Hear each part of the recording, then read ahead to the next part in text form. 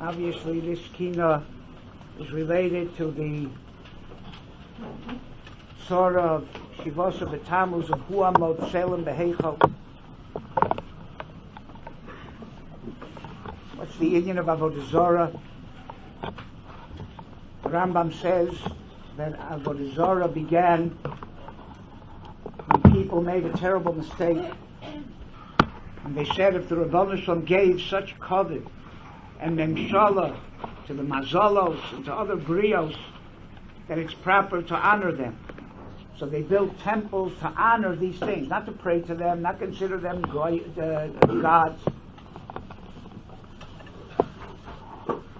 And from there it descended and deteriorated until they began to forget that they were honoring these things, but were praying to them, sacrificing to them, and people forgot about the Rebbeinu Shalom completely, the Hamonam, and only saw these intermediaries. What was the mistake? The mistake was that even though Cholkin covered the Talmud, you give covet to a Talmud as covet to the Rebbe, that's only when the Rebbe's not there. But ain't Cholkin covered the Talmud b'makom HaRav. Because the whole reason you give covet to the Talmud is because the Rav is not there, so this is the way to honor the Rav, by giving covet to his Talmud. But if the Rav is there, the king is there, you don't give covet to his emissaries. So what was their mistake? Their mistake was that the king is not there. Rom al kol goyim Hashem al hashamayim kvodo. They didn't believe that God has anything to do with this world. He's too great. And therefore they said, well, since the Rav isn't here, we should honor the emissaries that he gave covet to. But that's not true. Ki mi kashem elokeinu hamagbi lo shavis. Yeah, the Rebbeinu Shalom is way up there. But hamashpili liros b'shamayim uva'aretz. He's involved in every single thing here. He's always there. Could be that's what it means in the Asheres Hadibros. Lo yi elocho Elohim acherim al ponai. Rashi says, kol zman shani kayim. What's that? Superfluous. But it means the Rebbeinu Shalom said, if I wouldn't be around, then there'd be a place to be mechabed the Talmidim, to give covet to Avodah Zarah. But al ponai, I'm always around. And therefore there's no inyan to give covet to anything else. Even the covet, forget about using them as an intermediary. You would think that this came from a tremendous feeling of anivus. We're so small. We don't deserve the Rebbeinu Shalom to have anything to do with us personally, directly. So they believe that the Rebbeinu Shalom deals with them through intermediaries. But the truth is it came from tremendous gaiva. Because they said like this, if we would be God, we wouldn't have anything to do with these lowly people. So why in the world would God have anything to do with lowly people? And that's why Chazal say, Kol ha-mizgoeh ki'ilu oved avodah zarah. Because if you have gaiva, you're going to attribute that gaiva to the Rebbeinu Shalom too. And that is the foundation of avodah zarah. And that's why Rabbi Yochanan said, Kol mokom shata motzei gvuraso shel HaKadosh Baruch Hu sham atah motzim am v'sanuso. Whenever we speak about how great the Rebbeinu Shalom is, Hakel, Hagodol, Hagibur, Vanora, at the same moment, we say how humble he is to deal with every lowly person. Because if you don't understand that, then you think the Rebbeinu Shalom is too great to deal with anything in this world, then that leads you to Avodah Zarah.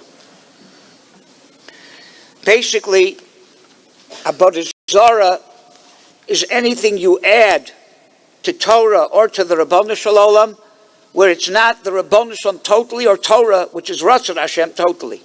That's why Rabbi Chanan says all the isms, where a person puts his trust in communism, in socialism, in democracy, anything that becomes the Rebbeinu Shalom plus, the Torah plus. Torah is not enough. You need nationalism together with the Torah. Unless the nationalism or the socialism or whatever it is comes from Torah. It's part of the Torah. If it is, it is. But if you need something extra in addition to Torah, that's Avodah Zarah. And that's why the Lashon Yeshiva was closed. because the Russian government wanted them to teach limudei chol. It's not the same thing as limudei chol in a high school in America. We'll avoid speaking about here, in America. High school in America has limudei chol. Why don't they close it down because of Elohim? Because they're not teaching something in addition to Torah, but that's the Torah. In order for the Torah to exist, the government demands that they teach secular subjects. They're not teaching the secular subject as something as an addition to Torah. It's part of the curriculum because that's the way they can be Marbitz Torah in America. It's not something separate. Mashenkin, what they wanted in Volozhin, the Russian government said, it's not enough to learn Torah. You have to learn the language of the country, and you have to learn the limudei chol, and that is in addition to Torah, because Torah is not enough. That can't be. And that's why Rav Shach was against having an institution that was called the yeshiva and included secular studies. Not a yeshiva. Secular studies are there for a purpose, fine. But don't call it a yeshiva. Yeshiva means that there's not enough to learn Torah in the yeshiva. You have to have secular studies also. And that is part of the yeshiva. That's wrong. Another avodah zarah in this concept of being something in addition to Torah, or something that you put your trust in instead of the Rabbanu Shalom, science can become an avodah zarah. Money can become an avodah zarah. Humanism can become an avodah zarah. And it's worse to have a mishmash of kodesh and chol than to have chol completely. Eliyahu Novi said it. In labal, labal.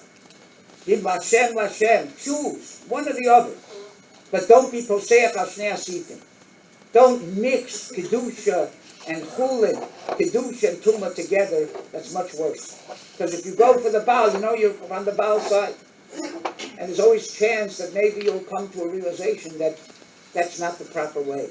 But if you think you have Torah plus something else, you'll never do truth.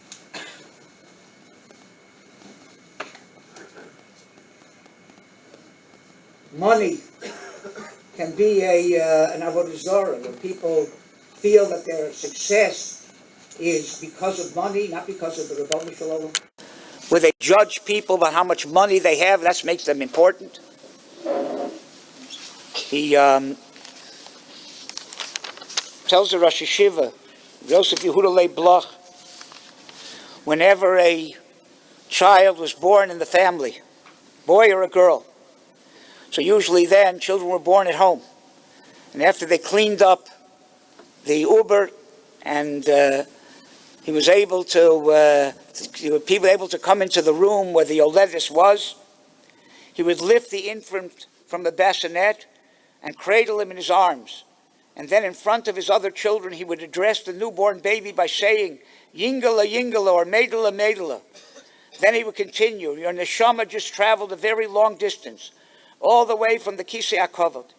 You should know that your purpose in this world is to be Mekadesh Shem Shamayim. If you live by this principle, then your trip to this world will have been worthwhile. But if you do not do so, then your journey here will have been in vain. That's what he said to the little baby. It's a Maisa with Rabbi Chanan. Read it. Rabbi Chanan came to America to raise money for Yeshiva in Baranovich. And there was a very rich man who had lived in Baranovich 40 years earlier and knew Rabbi Chanan as an Avreich. They were friendly. This person came to America and developed a very successful business that manufactured buttons. So Rabbi Chanan came to America and he called this person who wasn't too happy to see Meshulachim.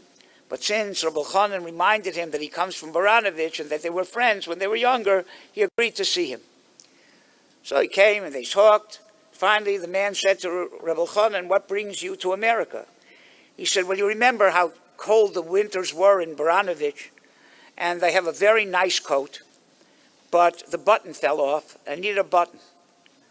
So I came here. I heard that you have a factory for buttons, making buttons.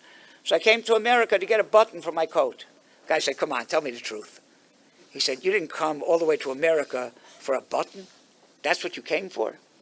He said, yeah, it's what's it called, difficult or whatever, and I made the trip so I could have a button on my coat. The guy said, come on, be honest with me. What'd you come for? He said, I'll tell you. You can't believe that I would come all the way from Baranovich just to buy a button for my coat. How could you believe that your neshama came from much farther than Baranovich, and you came into this world to make buttons? That is your tachlis in the bria? Obviously, your money and whatever is a separate thing. But you didn't come all the way from Kisei HaKavod to make buttons, just like you can't believe that I would have come all the way from Baranovich to get a button. So there's a bigger tachlis of having come into this world more than just money. The few maisim that are told over of how much a person has to be honest in money matters. That a bocher came, who was killed in a terrible pigua, came in a dream to a Rav and told him that they're not letting him into Gan Eden because he owed two bochrim a few cents, few shekel. And unless it's paid, they're not going to let him into Gan Eden. So being honest and not owing people money is a tremendously important thing. On the other hand, if you use money properly, not as something that is in place of the Ribbono Shel Olam to put your trust into, but as a way of serving the Ribbono Shel Olam, tzadikim chavivim aleim amonim yoser migufan. A tzaddik values his money because he considers his money a kli for avodas Hashem. And therefore, tzaddik values his money because it's a way of serving the Ribbono Shel Olam. That's what Chazal say, Yehi mamon chavercha chaviv alecha kishalach. If money if you have the right perspective on money, then someone else's money will be as precious as yours. It's not only what it can do for you. Money is a kli for avodas Hashem. How do you know how to use your money properly? Learn a lot of Torah, you'll know how to use your money. And then if you know how to use your money, and you understand the importance of money and material things, then kol ma'asecha yu l'shem shamayim. Automatically, everything you do will be l'shem shamayim, because every gashmiistic thing you do, you'll know how to do it as a kli l'avodas Hashem, and everything will become l'shem shamayim. Agav, since we're talking about money, you'll notice that there are pushkas for matan b'seiser. There is a tremendous gemach, tzedakah, here in Matityahu for people who pashut need. They take care of these needs very, very nicely.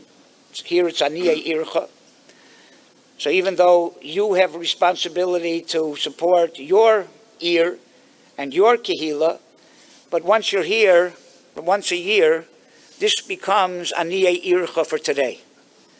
So those who want to be makir tova, that you have an air-conditioned place to be able to sit, and if you choose to be awake, you could sleep too, but if you choose to be awake, right, you also may have to hear some divrei Torah.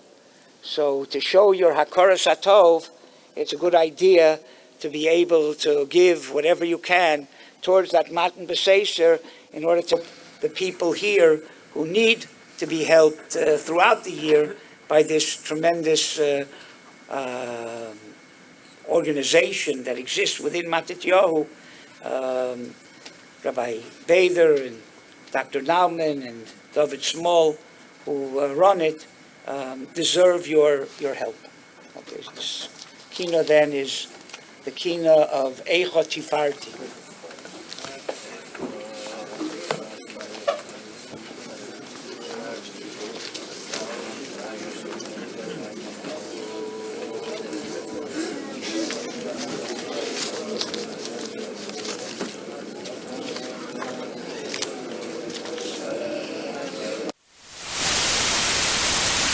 Mm-hmm.